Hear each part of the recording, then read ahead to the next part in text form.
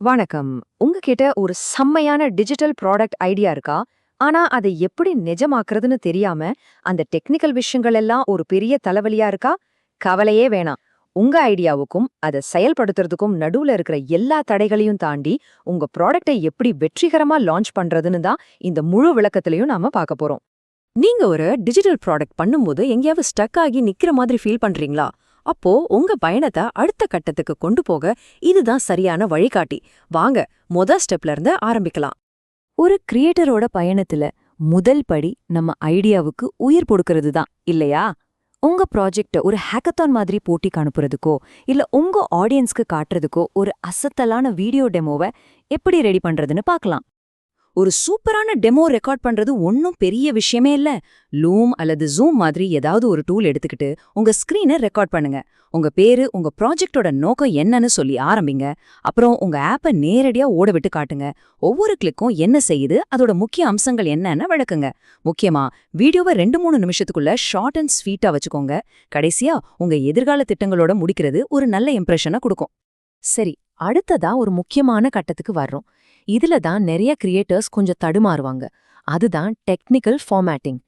Books, cover designs, file conversions இதெல்லாம் பார்த்து பயப்பட வேண்டாம். இதை ரொம்ப எளிதா ஹேண்டில் பண்றது எப்படின்னு நம்ம இப்ப தெரிஞ்சுக்கலாம். உங்க மின் புத்தகத்தை ஒரு ஃபார்மேட்லேருந்து இன்னொன்னுக்கு மாத்தும்போது ஏன் எல்லாம் களைஞ்சு போகுதுன்னு என்னைக்காவது யோசிச்சிருக்கீங்களா? டெக்ஸ்ட் ஒரு பக்கம், படம் ஒரு பக்கம்னு ஏன் இப்படி ஆகுது? இது நிறைய பேருக்கு வர்ற ஒரு பொதுவான பிரச்சனை.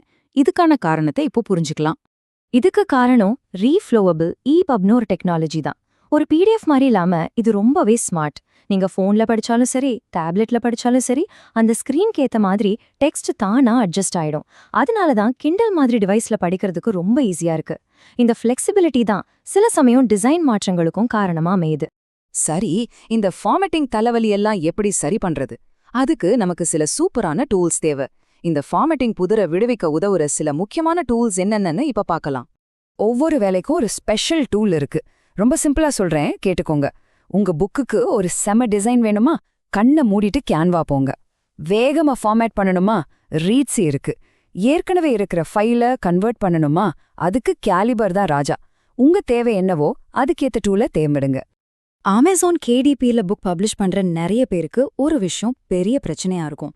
அவங்களோட புக் கவர் ரிஜெக்ட் ஆகிட்டே இருக்கும். அதுக்கு ஒரு ரொம்ப சிம்பிளான ஆனா யாருமே கவனிக்காத ஒரு காரணம் இருக்கு. அது என்னன்னு நினைக்கிறீங்க? இந்த நம்பரை நல்லா மனசுல வச்சுக்கோங்க. 0.375 இன்ச். ஆமா, இதுதான் அந்த மேஜிக் நம்பர். இந்த 0.375 இன்ச்சுங்கிறது தான் பாதுகாப்பான ஏரியா இல்லனா சேஃப் சோன். அதாவது உங்க கவர்ல இருக்கிற முக்கியமான டெக்ஸ்ட், டிசைன் எல்லாம் அந்த ஓரத்துல இருந்து இவ்ளோ தூரம் தள்ளி இருக்கணும். இத மட்டும் நீங்க கரெக்டா பண்ணிட்டீங்கன்னா உங்க கவர் அப்ரூவ் ஆகுறத யாராலையும் தடுக்க முடியாது. சூப்பர், உங்க ப்ராடக்ட் இப்போ ரெடி. வாங்க நம்ம பயணத்தோட அடுத்து ரொம்பவே எக்ஸைட்டிங்கான கட்டத்துக்கு போலாம். இதை எப்படி உலகம் முழுக்க இருக்கிற நம்ம ஆடியன்ஸ் கிட்ட கொண்டு சேர்க்கறதுன்னு பார்க்கலாம். Amazon KDPல பப்ளிஷ் பண்றது ரொம்ப ரொம்ப ஈஸி. புதுசா ஒரு டைட்டில் கிரியேட் பண்ணுங்க, உங்க புக்கோட ஃபைலை அப்லோட் பண்ணுங்க, கவர் ஆர்டியும் அப்லோட் பண்ணுங்க. டைட்டில், உங்க பேரு இதெல்லாம் இங்கிலீஷ்ல கொடுக்கறது பெட்டர். விலைய செட் பண்ணிட்டு பப்ளிஷ் பட்டனை தட்டினா போதும். அவ்வளோதான், ஒரு 3 நாள்ல உங்க புக் ஆன்லைன்ல வந்துடும். சரி, ஒருவேளை நீங்க நோஷன் டெம்ப்ளேட் மாதிரி ஏதாவது விற்கணும்னா கம்ரோட்ல நீங்க எந்த டிஜிட்டல் ஃபைல வேணும்னாலும் டைரக்டா விற்கலாம். ஆனா Amazonல புக்ஸ் மட்டும்தான். இங்க ஒரு சூப்பர் ஐடியா இருக்கு. உங்க டெம்ப்ளேட்டை எப்படி யூஸ் பண்ணணும்னு ஒரு குட்டி புக் எழுதி அதுக்குள்ள உங்க டெம்ப்ளேட் லிங்கை கொடுத்து Amazonல விற்கலாம். செம ஐடியா இல்ல? போல்ட் நியூ ஹேக்கத்தான்ல சேரது எப்படின்னு பார்க்கலாமா? ரொம்ப சிம்பிள். இந்த 6 ஸ்டெப்ஸை ஃபாலோ பண்ணா போதும். ஒரு டெம்ப்ளேட் எடுத்து உங்க AI பாட் கோட பேஸ்ட் பண்ணி பப்ளிஷ் பண்ணி அந்த லிங்கை சப்மிட் பண்ணிட்டா முடிஞ்சது. இது ரொம்பவே நேரடியான ஒரு வழிமுறை தான். ஓகே, ஒரு ஹேக்கத்தான்ல நீங்க பண்ண ஒரு சின்ன புரோட்டோடைப்பை ஒரு முழுமையான பிசினஸா மாத்துறது எப்படி? வாங்க அடுத்த லெவலுக்கு போலாம். இது வெறும் 3 ஸ்டெப்ல பண்ணிடலாம். முதல்ல உங்க ப்ராஜெக்ட நெட்லிஃபை மாதிரி ஒரு இடத்துல ஹோஸ்ட் பண்ணுங்க. ரெண்டாவது, உங்களுக்கென ஒரு சொந்த டொமைன் நேம் வாங்கி கனெக்ட் பண்ணுங்க. அப்பதான் பார்க்க ப்ரொஃபஷனலா இருக்கும். கடைசியா ரேசர்பே மாதிரி ஒரு பேமெண்ட் கேட்வே சேர்த்தீங்கன்னா பணம் வாங்க ஆரம்பிச்சிடலாம். ஒரு ப்ராடக்ட உருவாக்குறதோட நம்ம வேலை முடியல. லாங் டேர்ம்ல ஜெயிக்கணும்னா உங்க பிராண்டை நீங்க உருவாக்கணும். அதுக்கு யூடியூப் ஒரு அருமையான பிளாட்ஃபார்ம்.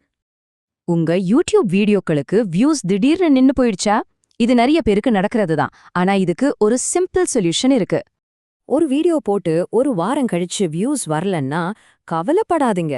உடனே அந்த வீடியோவோட டைட்டில், தம்ப்நெயில் அப்புறம் டிஸ்கிரிப்ஷன்ல இருக்கிற 2 வரிய மாத்துங்க. புதுசா பாப்புலரா இருக்கிற கீவேர்ட்ஸை யூஸ் பண்ணுங்க. இப்படி பண்றது யூடியூப் அல்காரிதம்க்கு ஹே இந்த வீடியோ இன்னும் உயிரோட தான் இருக்குன்னு சொல்ற மாதிரி அது உங்க வீடியோக்கு இன்னொரு சான்ஸ் கொடுக்கும். பணம் சம்பாதிக்க லட்சக்கணக்கில் சப்ஸ்கிரைபர்ஸ் வேணும்னு யார் சொன்னா? 100 சப்ஸ்கிரைபர்ஸ் இருந்தா கூட போதும், உங்க சேனலை ஒரு வருமான வழியா மாத்தலாம். இதோட சீக்ரெட் என்னன்னா, ஒரே ஒரு விஷயத்துல மட்டும் கவனம் செலுத்துறது. உதாரணத்துக்கு சாணக்கியரோட ஃபினான்ஸ் மோட்டிவேஷன் கதைகள்னு வச்சுக்கோங்க. அப்புறம் அது சம்பந்தமா ஒரு சின்ன புக் இல்லனா ஒரு மினி கோர்ஸ் உருவாக்குங்க. கடைசியா நீங்க போடுற ஒவ்வொரு வீடியோ டிஸ்கிரிப்ஷன்லயும் அந்த ப்ராடக்ட்டோட லிங்கை கொடுங்க. அவ்வளவுதான். உங்களை நம்புற அந்த சின்ன ஆடியன்ஸே உங்க கஸ்டமர்ஸ் தான் மாறிடுவாங்க. ஒரு டெமோ வீடியோ ரெக்கார்ட் பண்றதுல ஆரம்பிச்சு ஃபார்மேட்டிங், பப்ளிஷிங், அப்புறம் உங்க பிராண்ட வளர்க்கறது வரைக்கும் இந்த முழு பயணத்துக்கான ஒரு மேப் இப்போ உங்க கையில இருக்கு. இந்த உரையாடலை முடிக்கிறதுக்கு முன்னாடி உங்ககிட்ட ஒரு கேள்வி. இன்னைக்கு நாம பேசின விஷயங்களை வச்சு உங்க பயணத்துல நீங்க உடைக்க போற முதல் தடை எது? யோசிச்சு உடனே செயல்ல இறங்குங்க.